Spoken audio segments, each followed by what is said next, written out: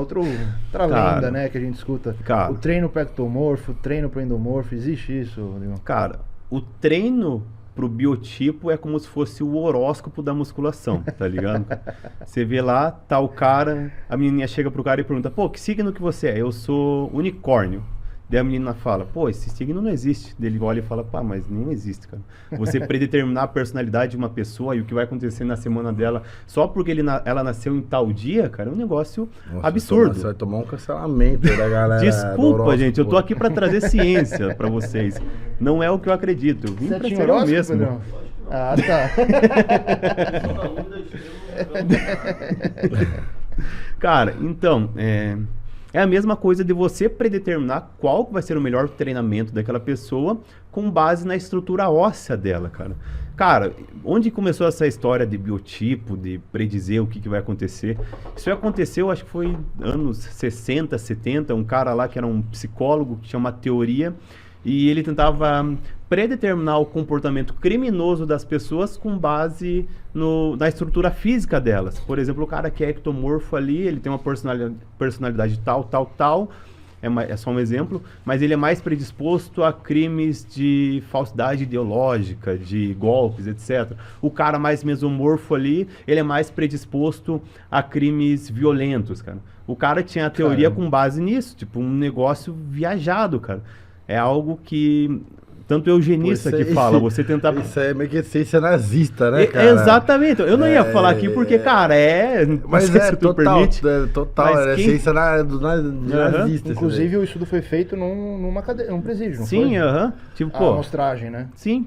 Ele tentava predeterminar em cima de presidiários, o nazismo cara. todo foi baseado em cima dessas ciências, sim, assim, em cima de raça, de biotipo, ariano, isso, aquilo, tal. Pô, se era um negócio bizarro lá atrás, cara, vai continuar sendo bizarro. Não é porque você mudou aqui o foco, vamos falar que é para predeterminar assim com base na estrutura física, é da mesma forma. Você está tentando dizer que aquela pessoa é tal coisa só pela aparência dela. Não tem sentido nenhum.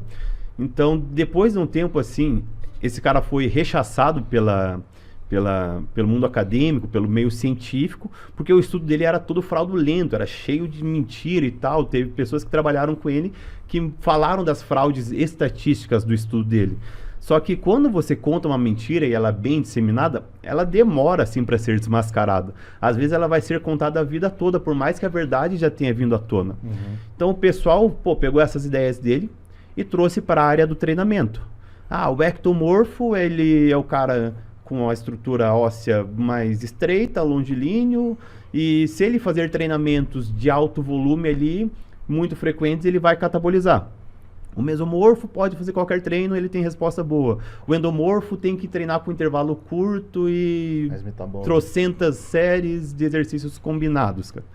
Poxa, cara, isso aí não tem respaldo científico nenhum. Para você saber qual vai ser a resposta de hipertrofia para uma pessoa, são coisas que você não vê, cara. São coisas que você tem que ir lá, chegar, coletar uma amostra do tecido muscular dessa pessoa e analisar num microscópio, cara. Tem até uns estudos, acho que de Bauman, que fez isso, cara. Ela pegou lá 66 pessoas, cara, colocou essas pessoas para treinar, mas antes disso ela coletou lá tecido muscular para analisar em um microscópio. E o que foi encontrado, cara? As pessoas que... Ela dividiu em 3 grupos. Pessoas que não respondiam ao treinamento com pesos. Teve gente que até começou a treinar e perdeu massa muscular. Caralho. Existe gente assim, triste, mas existe gente assim, cara. Já foi encontrado em alguns estudos. Daí teve outro grupo ali que são pessoas que tiveram uma resposta média, moderada, e teve o que eles chamaram de super respondedores, cara, que são as pessoas que ganharam muita massa muscular, cara. Daí, sob a ótica do microscópio, eles viram que essas pessoas tinham mais mionúcleos, mais célula satélite, tinham uma biogênese de ribossomos muito maior, ou seja, tinham várias estruturas ali que faziam a síntese proteica numa quantidade muito mais elevada do que os outros grupos. O grupo que teve uma resposta ruim, tinha pouquíssimo disso. O moderado tinha uma média e os super respondedores estavam lotados desses aparatos celulares. Então, são pessoas que tinham todo o aparato para crescer, são pessoas que nasceram para ganhar massa muscular. Daí, dentro desse estudo, eles destacaram que tinham 15 pessoas que no começo eles já tinham mais massa muscular que os demais. Eles viram que a espessura muscular era maior dessas 15 pessoas. E o que aconteceu, cara? 5 dessas pessoas tiveram super resultado, 5 tiveram resultado moderado e 5 tiveram resultado ruim. Então não é porque essas pessoas já tinham mais massa muscular, que eram pessoas que não treinavam, já eram pessoas que tinham mais músculo, que elas iam ter uma melhor resposta. Então você não tem como predizer qual vai ser a resposta hipertrófica daquela pessoa em cima de nada. Você só consegue predizer quando se coloca na prática e começa a avaliar, cara. Ou você vai lá e colhe um pedaço do músculo dela, coloca no microscópio, algo que ninguém vai fazer aqui e nenhum treinador vai fazer, para saber se ela vai crescer. Então é aquilo, é na prática, cara. O teu ponto de partida não determina até onde você pode chegar e o quão longe você pode chegar quando se fala em musculação e fisiculturismo. Então, na teoria, os 3 têm que fazer o mesmo treino. Aí já entra um ponto certo, bem interessante. Um ponto bem interessante. Tem os estudos de volume, cara, que eu já citei antes, que testaram volumes médios, moderados, baixos, ao contrário, baixos, médios e altos, cara. E o que foi encontrado, cara? Que quando você estava lá no volume mais elevado de treinamento, o tanto de pessoas que tinham uma resposta ruim diminuía.